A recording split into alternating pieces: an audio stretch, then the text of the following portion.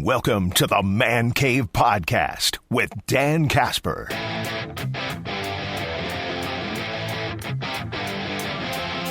But I will say this about being at Target Field for the first time and Hudson going to his first pro baseball game of all time.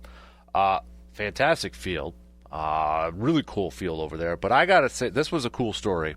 So we're walking to our seats and, just trying to find them in that and walking through the concourse. And I kind of glanced over to one of the Target Field workers, and he kind of waved me over, and I kind of walked over, and he handed me a ball to give to Hudson. It was actually a BP ball, and I just thought that was such a cool gesture. I mean, Hudson's obviously wearing his Brewers stuff, and we're at a Twins game, and told the guy this is actually his first baseball game too. So I thought he got a BP ball.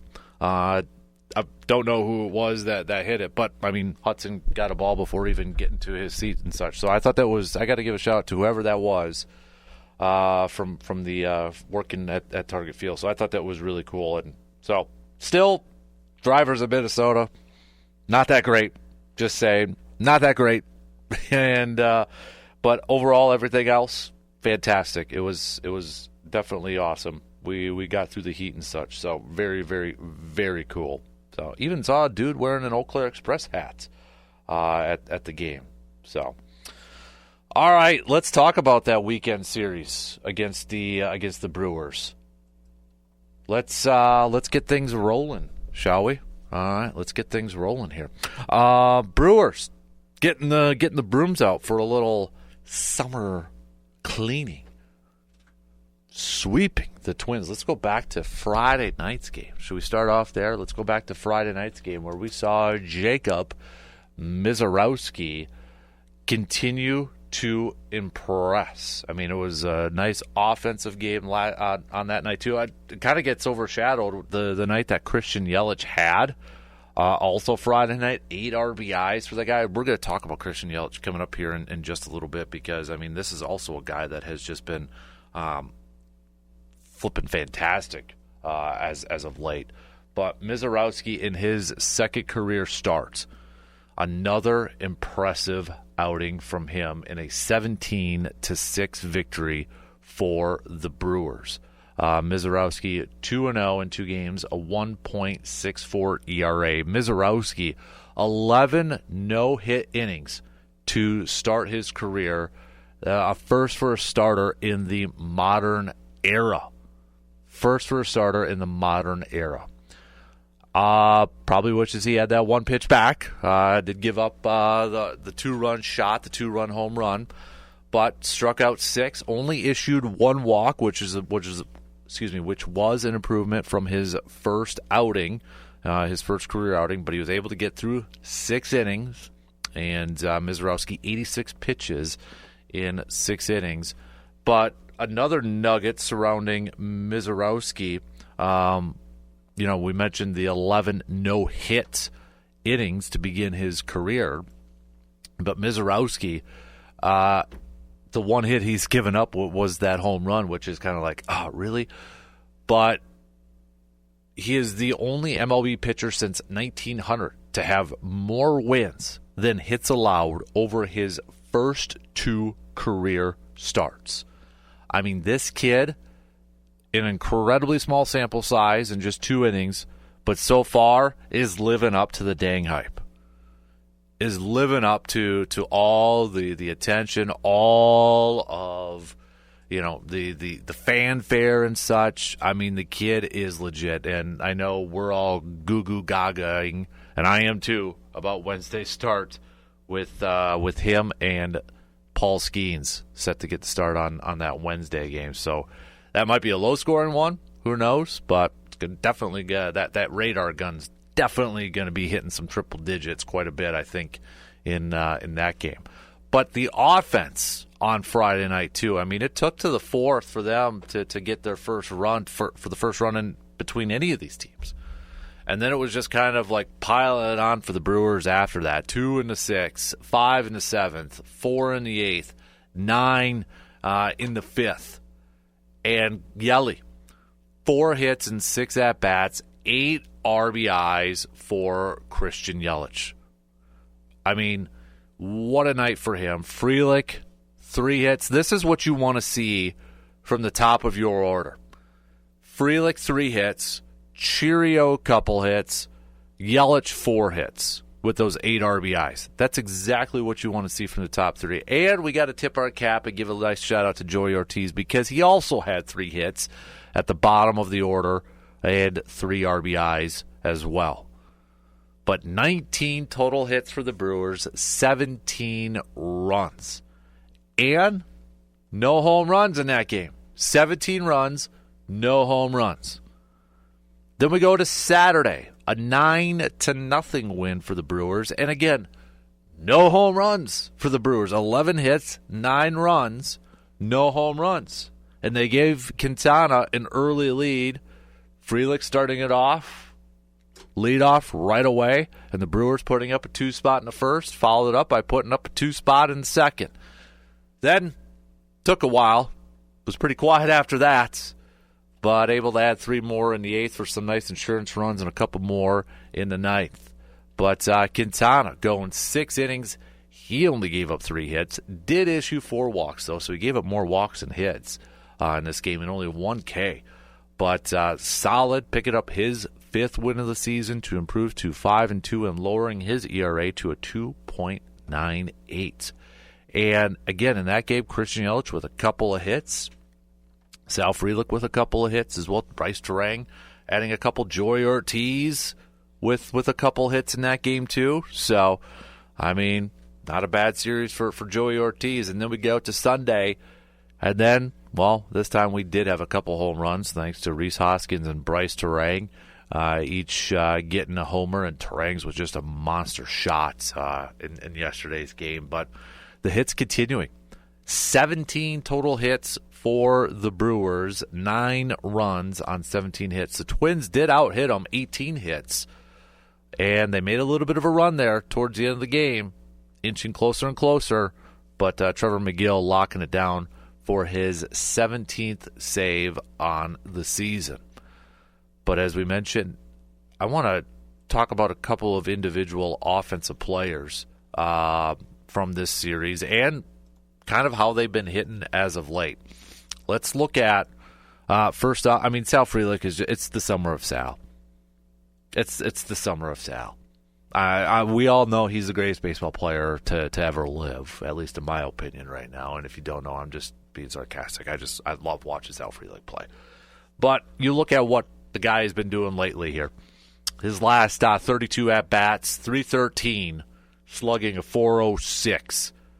We'll expand it to 59 ABs, 322. How about expanding it to the last 118 at-bats, 322. So far this season, Sal Frelick, 298. On base, 354. OPS, 751.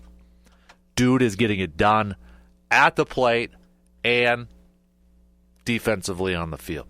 Just doing Sal Frelick things. And let's give some love to Jackson Cheerio here as well. In his last 31 at-bats, he is hitting 290. Doesn't have any homers there. And specifically, like on Saturday's game, I mean, the dude was hitting some line drives. It just happened to be right at Byron Buxton and such. But, I mean, he was putting some good wood on the ball, at least in that game when I was watching, being there on Saturday and such. You look at the line, and he was hitless. But he was hitting them pretty hard. Did have a couple hits on Friday and a hit yesterday. But Cheerio's hitting solid at the plate. We look at Bryce Terang, who kind of hitting in the middle of the order now. 5th spot, 6th spots, kind of changes here or there. But his last 29 at-bats, this guy's hitting 379, an on-base of a 406, and he's also slugging a 586. So, I mean, he has been hitting really well as of late at the plate.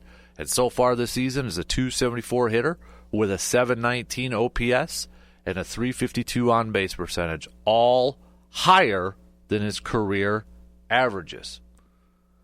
And then for as much criticism as we've been given him from the offensive side, we have to put the same amount of energy in giving him some praise for what he has been doing as of late. Joey Ortiz, you look at his season numbers, they're not impressive. 212 batting average, lower than his career average. His on base is a 272, lower than his career average. His OPS for his season, 542, lower than his career average. But you look at what he has been doing lately, and you have to tip your cap. You have to give the man some credit. His last 27 at-bats, he's hitting .407. On base of a .407. Like, oh, okay, that's just his last 27. Let's expand it. Last 50 at-bats, .340. Now let's expand it a little bit more. His last 94 at-bats, .277. I'd still take .277 from Joey Ortiz. So for as much as I have, you have, we all have criticized Joey Ortiz and talked about his offensive play and lacking and such, we have to give him the same amount of credit and praise for what he has been doing as of late from the plate. He's in a groove right now.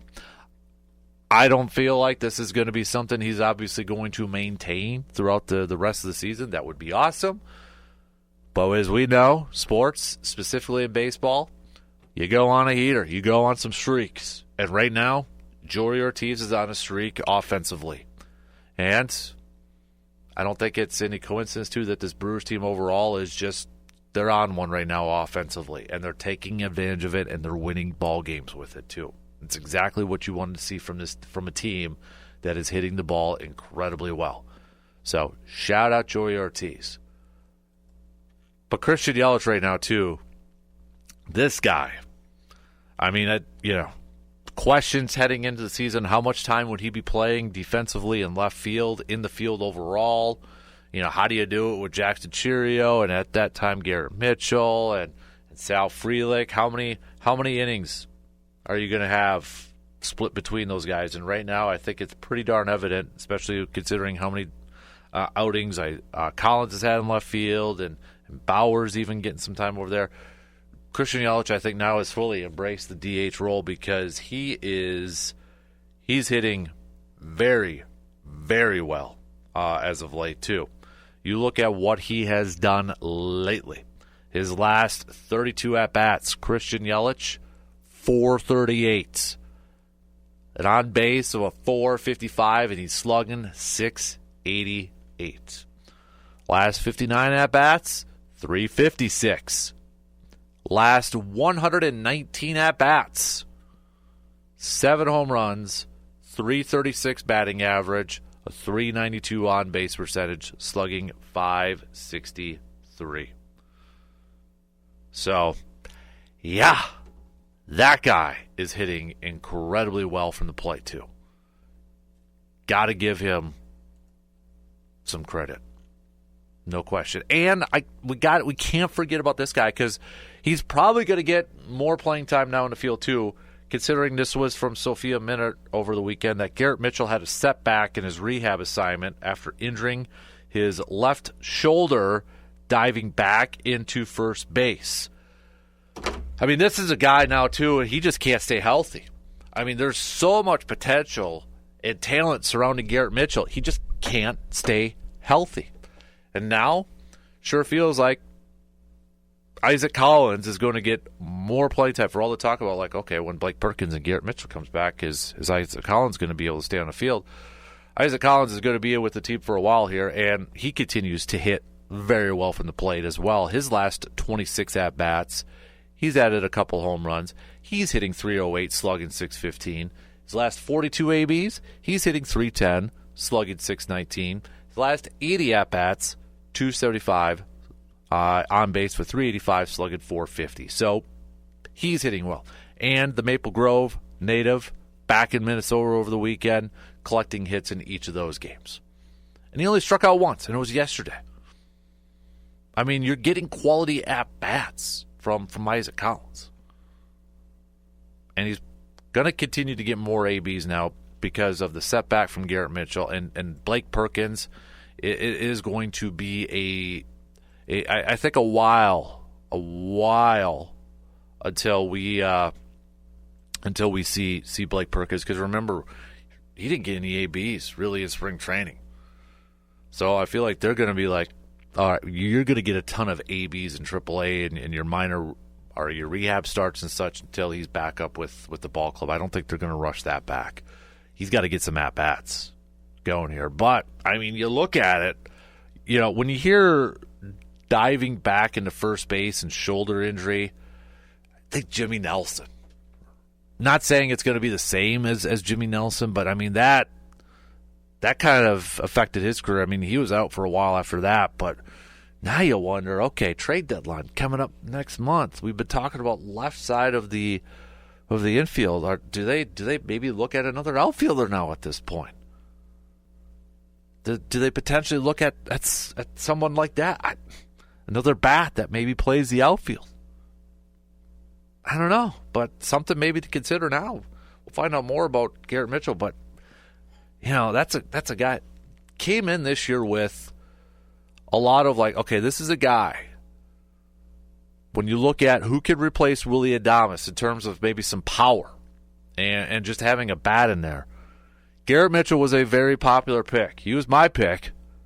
And I even think before the season began, there was some national optimism and maybe a little hype surrounding Garrett Mitchell. Remember when MLB did their top 10 players at the position players, and Garrett Mitchell was already listed as a top 10 center fielder. And this is with Bryce Terang not even being listed as a top 10 second baseman, or Sal Frelick being listed as a top 10 right fielder. Guys who won Gold Gloves in that. So there was and remember, Garrett Mitchell was banged up last year too. There was a lot of hype surrounding Garrett Mitchell coming into this season, and injuries have derailed that.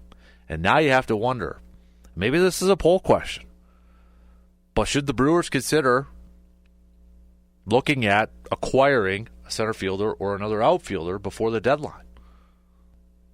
You look at the left side, I mean, that's been a big question mark and definitely a huge need according to a lot of Brewers fans, and rightfully so. But right now, Joey Ortiz is playing incredibly well. I mean, Caleb Durbin. All right, everybody's hitting right now. Caleb Durbin, his last 26 at-bats, he's hitting .346. Everybody's getting hits. He collected 3 hits yesterday. Now they begin a 3-game series against the Pirates. And I look at these next 2 series against the Pirates and then the Rockies as a heck of an opportunity, an absolutely big opportunity for the Brewers to rack up some more wins and to really kind of continue to move up in the standings and finish this month of June that we were talking about leading up to it as a big month of June. And now they can really end this thing on such a high note and go into July with a ton of momentum. A ton of momentum. Let's talk about this series in Game 1 starting tonight. Brewers, Game 1 to begin this series with the Pirates. I think it's a big series in terms of, all right, let's continue to ride this momentum. You're back at home, and you're going up against, record-wise, the 2 worst teams in the National League. You're on a heater right now. You've climbed up into the standings. You're 3.5 back from the Cubs for first place. You're in that final wild card spot right now, a National League that is looking to be pretty deep, and it's going to be tough to make the postseason. So that's why I look at these upcoming games with the Pirates and the Rockies as big in terms of, you better win. Not necessarily calling them must win. I'm calling them you better win. You at least better win 2 out of 3. You better win these series. That, in my opinion. That's how I look at it. And it starts with Game 1 tonight. We've got Chad Patrick on the mound for the Brewers. Now, Chad Patrick, to begin the season, was up there with Freddie Peralta as probably the most consistent starting pitcher for the Brewers. For the longest time, did not give up more than 3 earned runs in his starts. However, in his last 2 games, he has given up more than 3 earned runs. You go back to the 11th against Atlanta, 5 innings, 7 hits, 5 earned runs. Also gave up a couple of home runs. And then against the Cubs, back on the 17th, 5 innings, 6 hits, 4 earned runs. In fact, he's riding every start that he's made in June, which has been 3, all losses. But the Padres won. Again, it's one of those, he gets charged for the loss, but it was a quality start. 6 innings, 1 earned run. That's a quality start. But his last 2 performances, last 2 games, they've been his worst, I think it's fair to say, from this whole season. April, he was awesome. 5 games, a 1.82 ERA. Kind of came down to earth a little bit in May, 3.32 ERA. And so far, in June in 3 games, he's at a 5.63 ERA. Will we get a bounce-back performance from Chad Patrick tonight? That's what we want to see. We want to see Chad Patrick have that bounce-back performance. It's just kind of a question of, are we? Because if we ever get Brandon Woodruff back at some point in the starting rotation, if that ever happens, and you look at who's currently in the rotation, Woody ain't taking Peralta's spot. He ain't taking Mizorowski's spot. He ain't taking Quintana's spot. So then there's Priester or Patrick. At this point, I say it's Patrick. But if Patrick wants to make a few more final cases why he should remain in that starting rotation, it's got to start tonight. He's got to bounce back from these last 2 starts, and it's got to start tonight, going up against this Phillies team. And really, not Phillies. The Pirates don't have any experience going up against Patrick. On the flip side, you've got Braxton Ashcraft going for Pittsburgh, going to do a little opener type of feel. 7 games, 1-0 with a 1.54 ERA. But you look at those games, and it's pretty much an opener. Okay? You look at it, maybe an inning, maybe a couple innings there. That's about it. But you look at what he has done in 6 games so far in the month of June. 1-0 with a 2.08 ERA. Okay? He's been pretty effective at this opening gig for the Pirates. In those 6 games, he's only given up 2 total earned runs. And one of them was in his latest appearance back on the 20th against the Rangers, where he went 2 innings, 4 hits, 1 earned run. So you look at the experience, again, going up against these lineups and these teams, there isn't any. But you look at the Pirates overall, and you look at what they have done, maybe from an offensive standpoint, right? We know it with the Pirates, they got Paul Skeens. That's kind of like, hey, that you can hang your hat on Paul Skeens. But Paul Skeens is pretty much like the Jacob deGrom from a few years ago. He's got the best ERA, but he's got a losing record right now. But, Pirates offense, outside of yesterday, they put up 8 runs in an 8-3 win against the Rangers to avoid the sweep. Before that, you're looking at 2. They did put up 8 runs against the Tigers on the 19th to avoid, again, a sweep. 2, 3, 2, 1, 2, 2, 5, 2. 10 runs against the Marlins back on the 9th. So, it's an offense that's not putting up a ton of runs right now. Can the Brewers take advantage of that? Can this pitching staff, can Chad Patrick tonight get back to maybe what he was doing at least in May, right? At least in May. And can this Brewers offense continue to stay hot?